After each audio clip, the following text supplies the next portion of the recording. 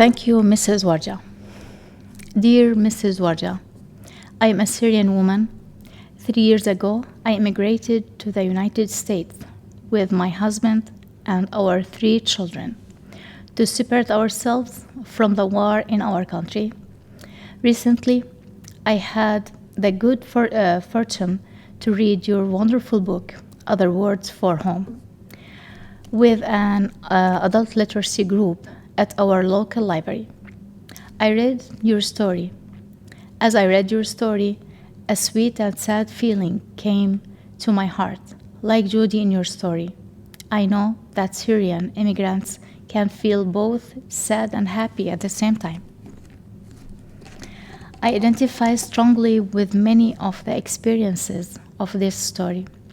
Sometimes I identify with the mother, and often my feelings relate to Judy. As you described Syria, I could remember the feelings of the quiet life I experienced.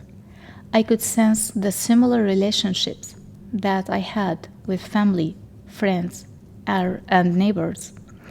In my imagination, I could smell jasmine, coffee, and rain between your words.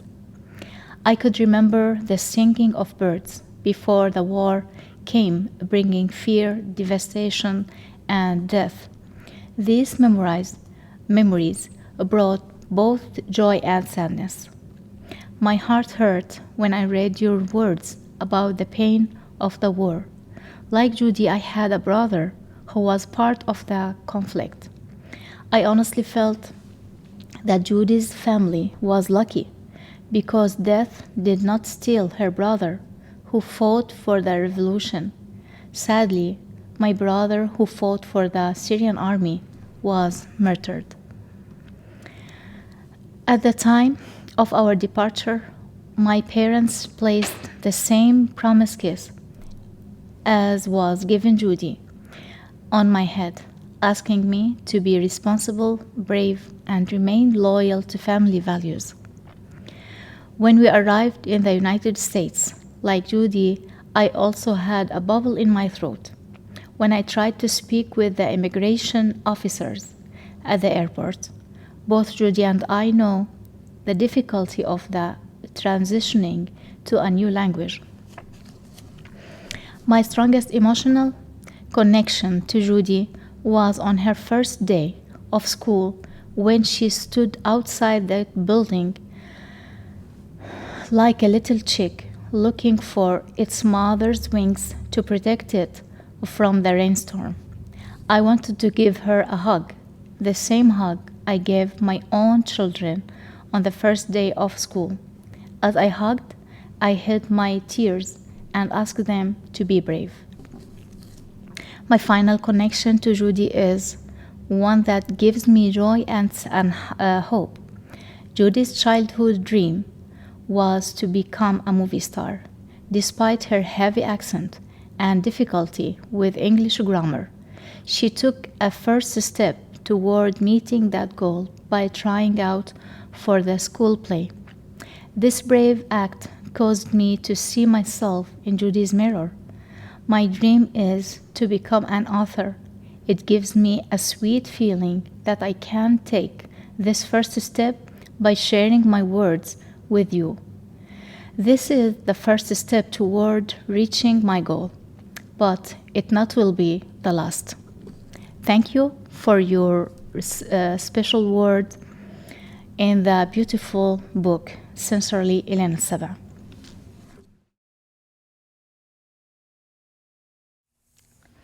Letter to the author of Other Words for Home. Dear Jasmine, I read your book, Other Words for Home, in our literacy group. I had the same feeling as you when I first came to US. It reminded me of how I had to adapt during that period of my life. I have living in the US since 2018. It was a big challenge for me then. Difficult language, different culture, and different foods. When we walked around in a bookstore, my son read the children's books and felt sad. I know these books are childish, but I still can't understand them. His feelings accurately expressed all of my feelings. Not knowing English was our big problem. I didn't know how to read the rental agreement or how to turn on the utilities. I didn't even know how to fill out the forms when applying at school for my son. All these things seemed simple, but was so difficult for me. I live in Loma Linda. When I lived in my hometown, I could judge directions based on different buildings. But here, all the buildings are the same height. I can't find the road when I drive without use Google Maps. In my hometown, all buses stopped at a fixed station. But here, you need to know where to get out the bus and ask for the stop. If you choose the wrong station, you have to walk back to the right place. So I never want to try it. Although there are many difficulties living here, I still like it. I like the friendliness of the people. They help me understand American society and culture. I have learned English.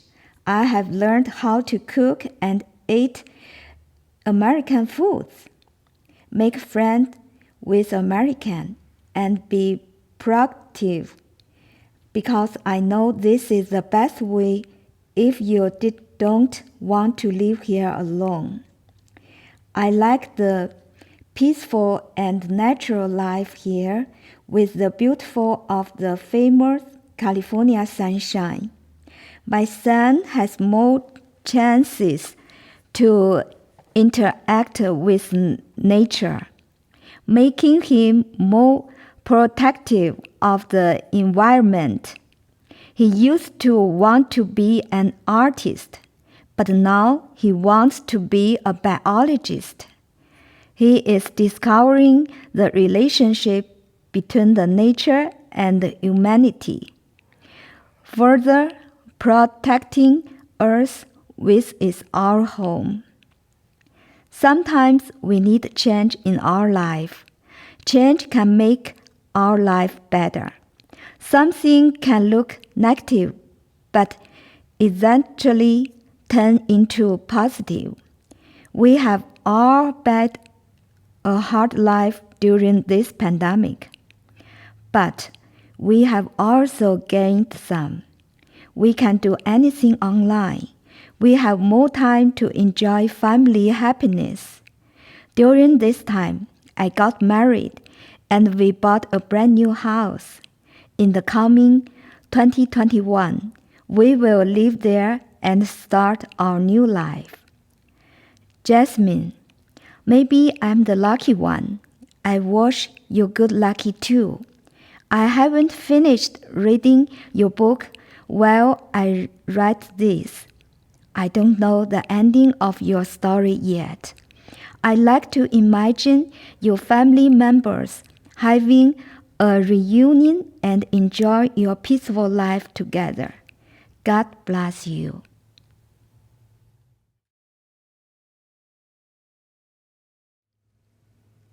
Dear Megan Stein, I read your book, Who is Sonia Sotomayor, in the library. When Diane gave us the book, I looked at the name, and I remembered that I saw Sonia on the TV on the news. I was interested in knowing how she became the third woman in the Supreme Court. I chose this book because I liked that Sonia got ahead despite how poor she was. I really liked that she did not stop and that she followed her dreams.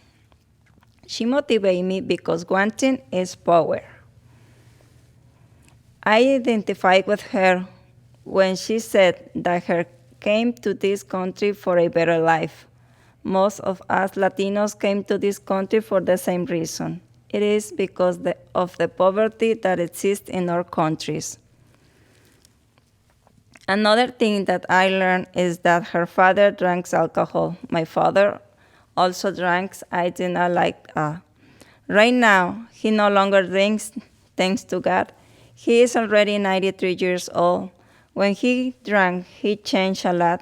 He got very rude to my mom, and she got very scared every time he drinks. I would like to congratulate Sonia for all her effort and how she never gave up. She always kept on pursuing her dreams. She is a Hispanic pride. Sincerely, Yesenia Jimenez Vidrio.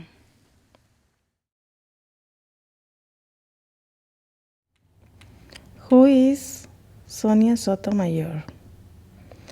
Sonia Sotomayor is one of the 9 judges on the U.S. Supreme Court and the very first Hispanic woman to serve in the most important court in the United States. Sonia was born in Bronx, in the New York City on June 25, 1954. Her parents came from Puerto Rico. When Sonia was 8, she found out she had diabetes. She was scared. Sonia wanted to be a lawyer. Maybe she could solve crimes like Perry Mason on TV. Sonia learned that asking for help was a way to succeed. She had a friend who helped her to speak in front of people. Sonia decided to take his advice about going on Ivy League University. Sonia was accepted at Harvard, Yale, and Princeton. She went to Princeton in New Jersey on a full scholarship. Sonia didn't get good grades at first, so she asked for her professor for help. She graduated from Princeton in 1976 with honors. Sonia moved to New Haven, Connecticut to go to Yale Law School. Sonia met Jose Cabranes, Yale top lawyer. He was a legend to many Puerto Ricans. Cabranes became a mentor to Sonia and gave her advice. She was invited to a dinner with lawyers from a big firm in Washington, D.C. She understood that the dinner was like a job interview. One of the lawyers said law firms shouldn't hire affirmative action students because they weren't as good as another students. Sonia felt wasted unfairly because she was Hispanic and incomplete to Yale. The law firms apologized, but she didn't get a job. The New York Country District Attorney's Office offered her a job, the job she had dreamed about since she was little. Sonia worked long hours and had to be careful to eat well because of her diabetes. Sonia joined the law firm Pavia and Harcourt, traveled all the world, and became a partner. Sonia really wanted to be a judge. One of the partners suggested that Sonia apply to be a U.S. District Court judge. In 1992, Congress approved her, and the President Bush named her as a federal judge for the Southern District of New York. In 1995, Judge Sotomayor had to decide the case about the Major League Baseball strike. She agreed with the players and said the owner should keep working with the players on a new contract. The players ended the strike. She had saved baseball. On June 25, 1997, she got a call for President Clinton. He wanted to appoint her to a higher court, the U.S. Court of Appeal for the Second Circuit. The Senate finally voted in favor of her. Her friend, Jose Cabranes, swore her in November 6th, and they served together on this court. In 2009, Sonia got a call for the White House. One of the 9 Supreme Court justices was going to retire, and President Barack Obama would have to pick a new one. On May 25, 2009, President Obama named Sonia as the next Supreme Court justice. After days of the question, the Senate voted to put Sonia on the Supreme Court on August 6, 2009. She was sworn in August 8th. I like this book because Sonia never gave up on her dreams and encouraged others to follow their dreams too. Sonia was not afraid to ask for help when she needed. I hope you will enjoy this book as much as I did.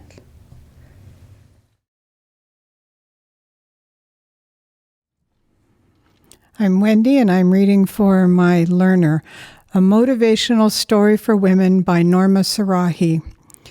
Dear Megan Stein, I was able to relate to Sonia Sotomayor's story in your book, Who is Sonia Sotomayor? When she started in Catholic school, she experienced restrictions and not compassion. When I was her age, I experienced similar conditions in a different way. Sonia motivated me. She didn't stop pursuing her goals, even though she had problems like diabetes and sadness being separated from her family. I want to think when she was lonely, she remembered her memories, and that made her strong and competent. As a woman, I feel pleased to see how she completed her expectations and her career. Thank you for having the initiative to write about the life of a strong and inspirational woman like Sonia Sotomayor. Sincerely, Norma Sarahi.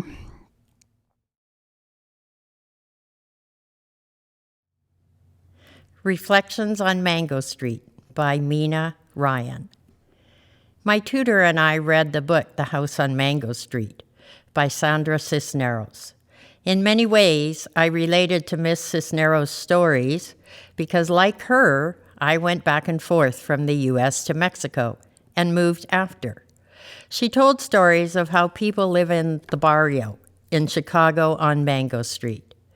The way she writes makes you feel like you were there. I know this because I go there to visit my sister. Cisneros' stories are about two cultures and the roles for women. Men made the rules. Her father didn't believe in education for women, but her mother supported her. The stories that she wrote are short, but very real. I love them all. She wrote poems, novels, and other fiction. She received many awards, one from President Obama in 2016. Finally, her father read her book and recognized her talent. Tutor, Pia Kennedy.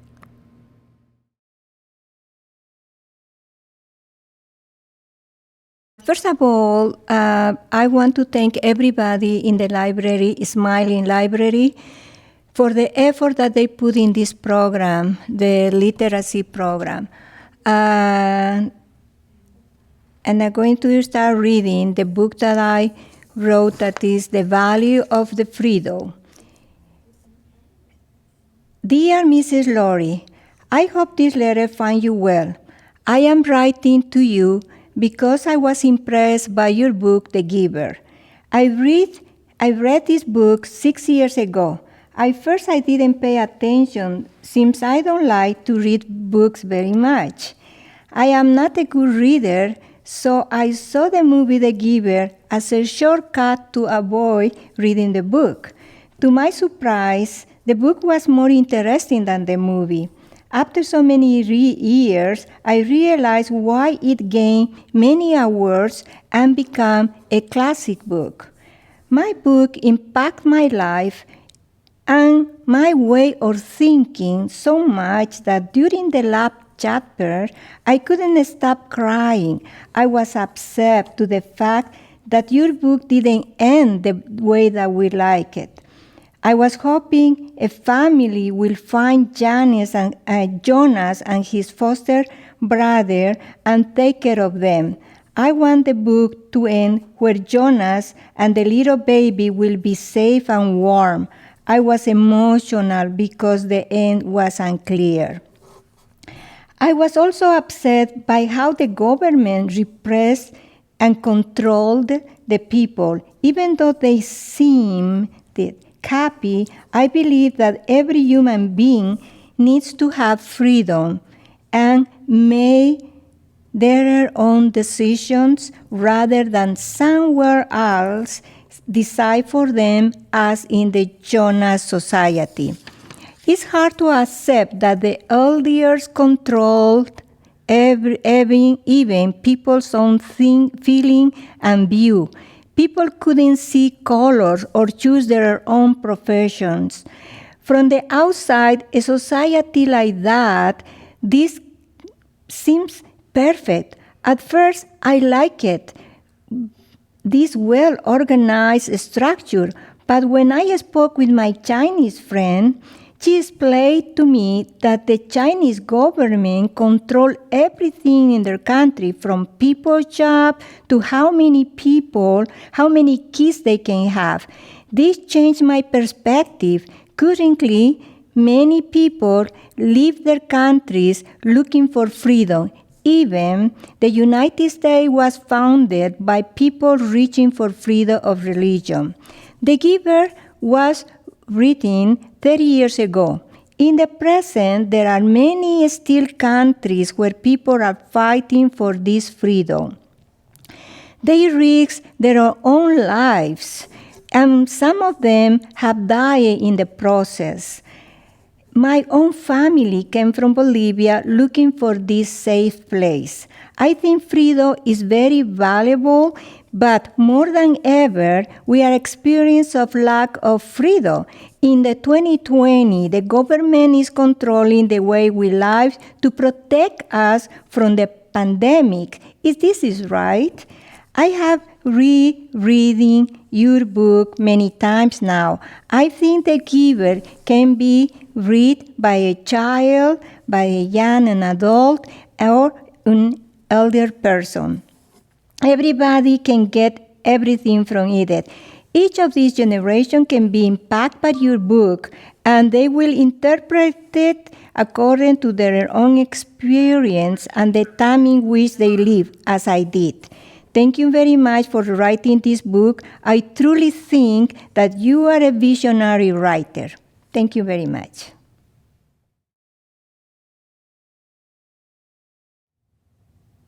Wilbur and Charlotte. What I like about Charlotte Webb is how innocent Wilbur is. I just love him, his character and his determination to learn. I also like Charlotte. She's very well educated, very patient and compassionate with Wilbur. To me, she is like a very dedicated teacher.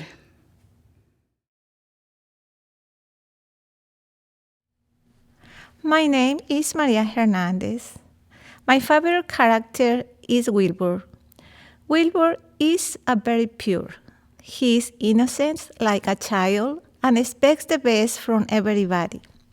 His innocence reminds us to be kind, unselfish, and playful. Wilbur is playful, He thinks the other animals will be friends with him. But all the barn animals have their own life and space. That is why Charlotte is so special to him. He feels so happy to have a new friend who listens. Charlotte offers lovely words and appreciates his innocence too.